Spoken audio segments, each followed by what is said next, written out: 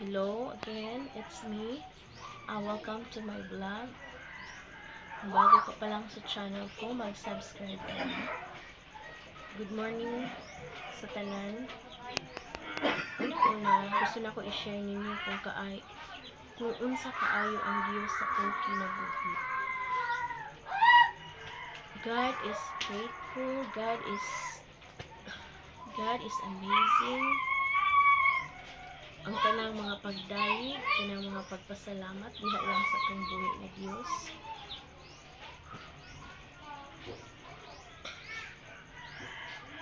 Gamhanan kayo ang Ginoo ug dalaygon siya.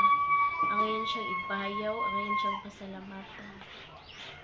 And of course, dili na ako kaya kung wala ang Ginoo sa akong kinabuhi. Karong kabuntagon, I just want to share sa Word of God diri sa Hosea 1:8. Ayaw gayud kalimti ang basahon sa balaod. Kining kinahanglan nga tun-an mo kini adlaw ug gabii ug kinabuhi sumala sa tanang nagsulat nini ug mauswagon ka. Walang gitudlo sa Ginoo.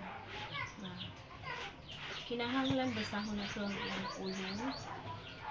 Kaya ang iyang pulong matinud-anon, ang iyang pulong gamhanan, mo-activate ang pulong sa Ginoo kung faithful ka niya, kung mabasa ka sa iyang pulong o mukinabuhi ka sumala sa iyang kasulatan, sumala sa iyang laws, sumala sa iyang balaod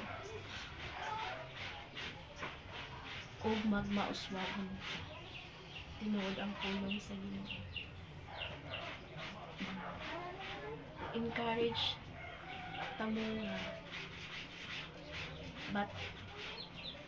apil ang mga bata tun-an sa pulong sa Ginoo, tun-an sa pulong sa Ginoo.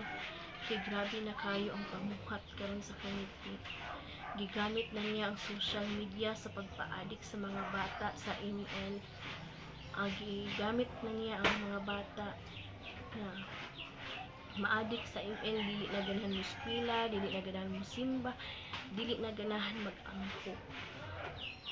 Gusto na ko nga hawago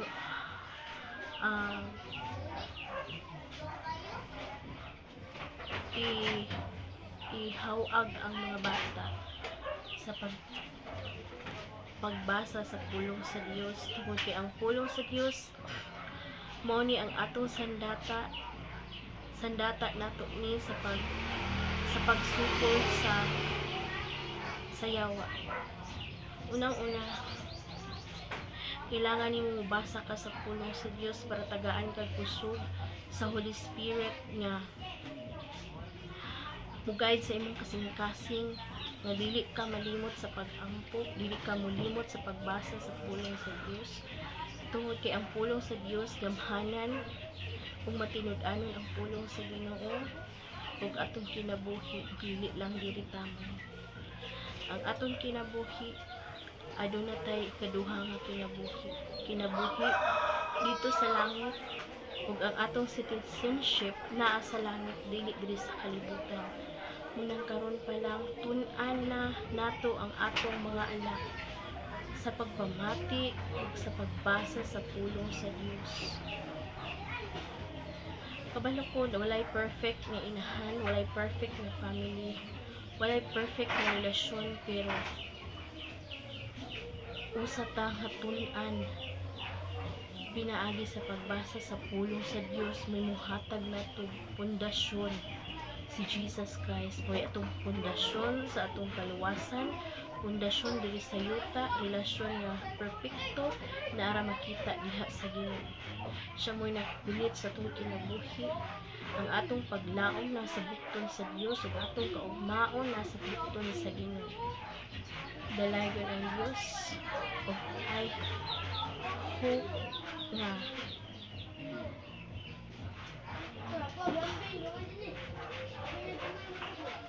naamoy matun-an sa pulong sa Ginoo ug sure ko nga kini mo activate sa inyong kinabuhi kung inyong basahon ang pulong sa Dios ug inyong kung kinabuhion ug uswa gayud ka sumala sa iyang pulong. And God bless us all. Thank you for watching.